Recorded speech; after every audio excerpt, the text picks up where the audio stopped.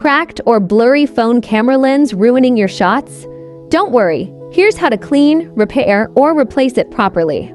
Clean your lens using a microfiber cloth and 70% isopropyl alcohol. Remove dust, oils, and smudges without scratching the glass. For miter scratches, apply a small amount of toothpaste or lens polish and buff gently. This can help reduce surface distortion. If the glass is cracked, replace it with a lens kit. Use heat to soften glue, then swap in the new cover carefully.